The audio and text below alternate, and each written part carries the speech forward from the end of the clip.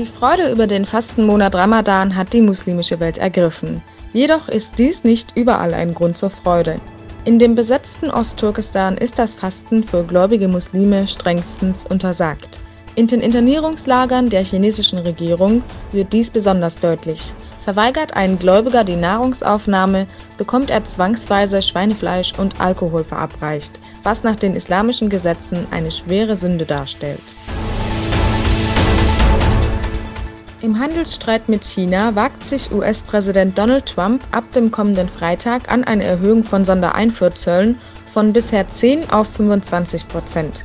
Laut dem amerikanischen Präsidenten habe der chinesische Staat in den vergangenen 10 Monaten auf Waren im Wert von $200 Milliarden Einfuhrzölle in Höhe von 10% bezahlt. Waren, die jedoch $325 Milliarden schwer seien, waren unversteuert geblieben.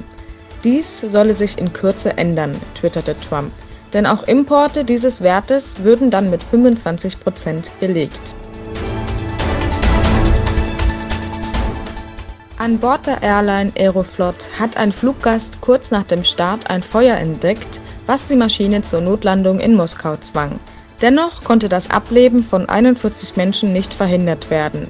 Weitere Personen wurden verletzt. Insgesamt sollen sich mehr als 70 Gäste an Bord befunden haben. Benjamin Netanyahu äußert sich zu Beginn einer Dringlichkeitssitzung seines Kabinetts in Jerusalem zu den erneut aufgeflammten Konflikten am Gazastreifen. Der Präsident habe die Armee bereits am Morgen dazu angewiesen, die heftigen Angriffe auf terroristische Ziele in der Krisenregion fortzusetzen und die Streitkräfte am Rande des Gazastreifens zu erhöhen. Dem israelischen Gesundheitsministerium nach seien bei den Vergeltungsangriffen der Armee in Gaza 11 Palästinenser getötet und 105 weitere verletzt worden. Die Pläne des selbsternannten Interimspräsidenten Venezuelas, Juan Guaidó, mit Hilfe von Massenprotesten die derzeitige Regierung zu stürzen, scheinen nicht wie geplant aufzugehen. Dem Protestaufruf Guaidós kamen kaum Venezolaner nach. Nicht einmal Guaidó selbst oder andere Parlamentarier zeigten sich bei den Demonstrationen.